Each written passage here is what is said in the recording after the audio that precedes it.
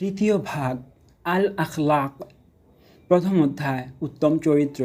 প্রথম পাঠ আখলাক পরিচিতি ও সর্বোত্তম আখলাক। কুরআন ও সুন্নাহর দৃষ্টিতে আখলাক। আখলাক শব্দটি খুলুক শব্দের বহুবচন। এর অর্থ মানুষের স্বভাব, চরিত্র, অভ্যাস ও শিষ্টতা।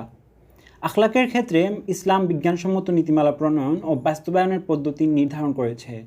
মানুষের জন্ম থেকে মৃত্যু পর্যন্ত জীবনের সর্বক্ষেত্রে যেসব নীতিমালা মানুষকে মনুষ্যত্বের, মানবাধিকারের ও মানবাধিকতার গুণে গুণান্বিত করতে পারে, আশরাফুল মাখলুকাত তথা সর্বোত্তম সৃষ্টির আসনে বসাতে পারে, ইসলাম তারই শিক্ষা দিয়েছে।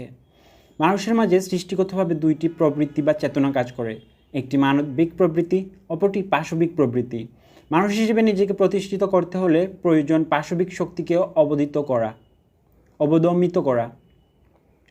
এসব পাশবিক শক্তিকে অবদমিত করতে হলে প্রয়োজন এমন সব মানবিক গুণাবলী অর্জন করা যাতে মানবিক শক্তির প্রভাবে পাশবিক শক্তিগুলো আত্মসমর্পণ করতে বাধ্য হয়।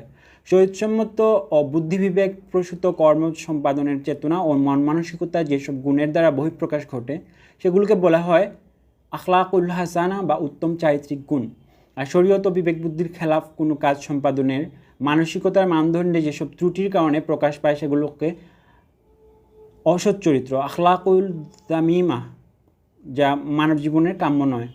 আখলাকুল হাসানা বা সৎ চরিত্র বলতে বোঝায় মানুষের অন্তরে এমন উত্তম ভাব বদ্ধমূল হওয়া যার ফলে মানুষের ইচ্ছাধীন ও স্বাধীন কাজগুলো উত্তমভাবে সম্পন্ন করা যায়।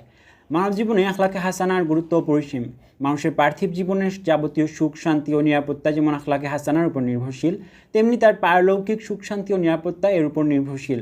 রাসূলুল্লাহ সাল্লাল্লাহু আলাইহি ওয়াসাল্লাম ইরশাদ করেন, তোমাদের মাঝে সেই ব্যক্তি উত্তম যার চরিত্র বা আখলাক সর্বোৎকৃষ্ট। সহিহ বুখারী ও মুসলিম। আখলাকে হাসানা বলতে এমন বিশেষ গুণাবলীকে বোঝায় যেসব গুণ মানুষের মাঝে উদ্ভাসিত হলে কোনোরূপ চিন্তা ভাবনা ছাড়াই প্রতিটি কাজ সুচারুরূপে সম্পাদন করা সম্ভব হবে। রাসূলুল্লাহ সাল্লাল্লাহু আলাইহি ওয়াসাল্লামের আখলাক।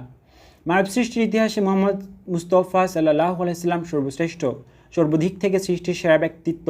চরিত্রগুণে তিনি জিন ইনসানের অনুকরণীয় আদর্শ, তার তুলনা তিনি নিজেই। মান আল্লাহ তাআলা যার চারিত্রিক বৈশিষ্ট্যর সনদ দিয়ে ইরশাদ করেন, নিশ্চিতভাবে আপনি সুমহান চরিত্রের অধিকারী। সূরা আল কলম 4। প্রিয় নবী সাল্লাল্লাহু আলাইহি ওয়াসাল্লাম ছিলেন জীবন্ত কোরআনই ছিল তার চরিত্র। হযরত সাদ ইবনে হিশাম রাদিয়াল্লাহু তাআলা আনহু উম্মুল মুমিনিন আয়েশা রাদিয়াল্লাহু তাআলা আনহাকে জিজ্ঞেস করলেন, আম্মাজান, আমাদের রাসূল সাল্লাল্লাহু আলাইহি ওয়াসাল্লামের চরিত্র সম্পর্কে অবহিত করুন। জবাবে হযরত আয়েশা রাদিয়াল্লাহু তাআলা আনহা বললেন, তুমি কি কোরআন পড়ো না?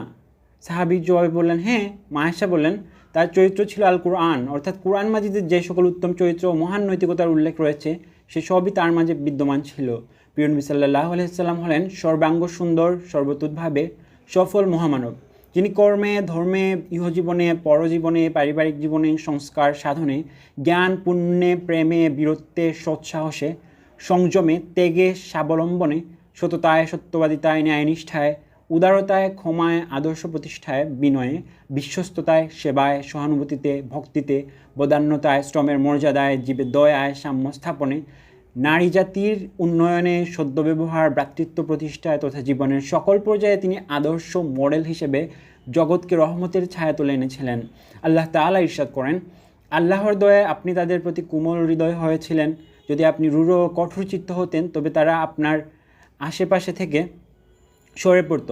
সুতরাং আপনি তাদের ক্ষমা করে দিন এবং তাদের জন্য ক্ষমা প্রার্থনা করুন। সূরা আল ইমরান 159। প্রিয় নবী মুহাম্মদ সাল্লাল্লাহু আলাইহি ওয়াসাল্লামের চরিত্রের একটি দিক ছিল তিনি সবার আগে সালাম দিতেন। হযরত আনাস রাদিয়াল্লাহু তাআলা আনহু বলেন, আমি 10 বছর প্রিয় নবী সাল্লাল্লাহু আলাইহি ওয়াসাল্লামের খেদমতে ছিলাম। 10 বছরে একবারও হুজুরকে আগে সালাম দিতে পারিনি।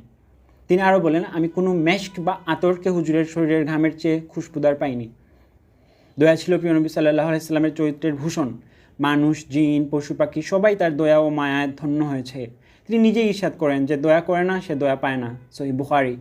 হযরত আয়েশা সিদ্দিকা রাদিয়াল্লাহু তাআলা আনহা বলেন, রাসূলুল্লাহ সাল্লাল্লাহু আলাইহি ওয়াসাল্লাম কোনো খাবারের দুষ বলতেন না, পছন্দ হলে খেতেন, অন্যথায় রেখে দিতেন। সহিহ বুখারী। প্রিয় নবী সাল্লাল্লাহু আলাইহি ওয়াসাল্লাম ছিলেন লজ্জাশীল। যে জিনিসই তার কাছে চাওয়া হতো তিনি তা দিয়ে দিতেন। ধৈর্য, সহিষ্ণুতা, রোগীর সেবা, আতিথেয়তা, আমানত রক্ষায় তিনি ছিলেন সবার সেরা। এক কথায় বলা যায় সকল শ্রেণী পেশার মানুষের জন্য উন্নত আদর্শ ও চরিত্রের মডেল ছিলেন তিনি। নিজেই বলেন, আমি তো প্রেরিত হয়েছি উত্তম চরিত্রের পূর্ণতা বিধানের জন্য। তাই আমাদেরকে উত্তম চরিত্রে চরিত্রবান হওয়ার জন্য জীবনের সকল ক্ষেত্রে মহানবী সাল্লাল্লাহু আলাইহি সাল্লামের অনুসরণ আবশ্যক।